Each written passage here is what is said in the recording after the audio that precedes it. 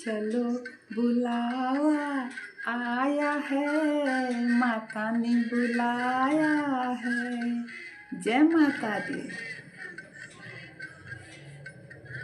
आप लोग तो सभी जानते हैं जम्मू कश्मीर में माता का दरबार है। कटरा से लोग जाते हैं त्रिकुट पर्वत पे।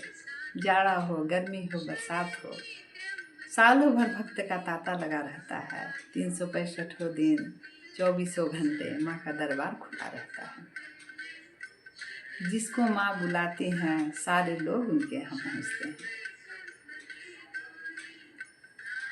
आज मैं एक कलयुग की कहानी बताऊंगी। कलयुग में श्रीधर नाम का एक ब्राह्मण था जो कटरा के पास ही हंसारी नामक गांव में रहता था।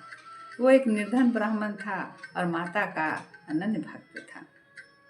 वो बड़े भक्ति भाव से माता की पूजा करता और अपने वंश के लिए, संतान के लिए प्रार्थना किया करता।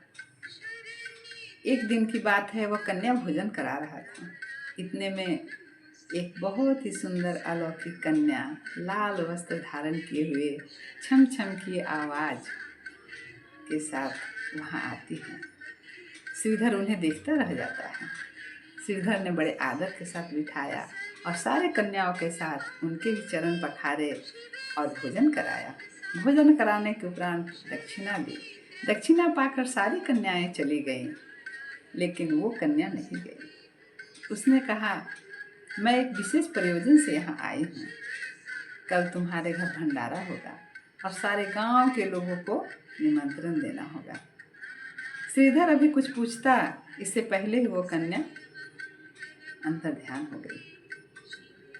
श्रीधर जैसी आज्ञा थी वैसा ही किया। सारे गांव को भंडारा के लिए बुलाया। उसने भैरवनाथ को भी कहा। भैरवनाथ हंसने लगा। उन्होंने कहा, जब इंद्र मुझे भोजन नहीं करा सके तो तू क्या करा सकेगा। उसने कहा, योगी राज, ये कन्या की आज्ञा है। उन्होंने ही कहा है सबको आमंत्रण करने के लिए। भैरवनाथ और गुरु गोरखनाथ दोनों आश्चर्य में पड़ गए। एक कन्या कैसे भोजन कराएगी। फिर उन्होंने सोचा, चलो देखते हैं, देखने में क्या दिक्कत है। रात भर श्रीधर सो न सका। दूसरे दिन दोपहर होते होते सारे लोग भोजन करने आने लगे। श्रीधर चिंता में था। तभी वो कन्या फिर से आई। सुंदर लाल वस्त्र पहने हुए, छम छम की आवाज़, हाथ में कमंडल, बहुत ही सुंदर अलौकिक कन्या आती है और श्रीधर को कहती है, जाओ सबको भंडारे के लिए कुटिया में ले आओ। गोरखनाथ कहते, इतनी छोटी कुटिया में इतने लोग कैसे जाएंगे। श्रीधर ने कहा कि जो आज्ञा है आप लोग आइए। सारे लोग आने लगे। कुटिया बड़ी हो गई, लोग कम पड़ गए।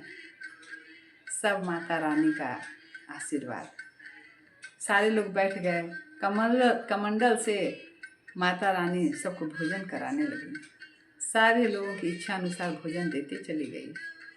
देते देते गोरखनाथ के पास पहुंची, भैरवनाथ के पास पहुंची। भैरवनाथ ने कहा, मुझे भी अपनी इच्छा अनुसार ही भोजन चाहिए। उसने कहा, कहो क्या खाओगे। उसने कहा, मुझे मांस मदिरा चाहिए, मैं मांस मदिरा ही खाऊंगा। माता रानी ने बहुत समझाने का प्रयास किया, लेकिन भैरवनाथ नहीं माना। अंत में भैरवनाथ उस कन्या को पकड़ना चाहा। तभी वो कन्या अंतर्ध्यान हो गई। अब उसके लिए भैरवनाथ पागल हो गया। कहाँ गई वो कन्या, कौन थी। अब इसका पता लगाने के लिए वो पागलों की तरह इधर उधर उसके पीछे जाने लगा।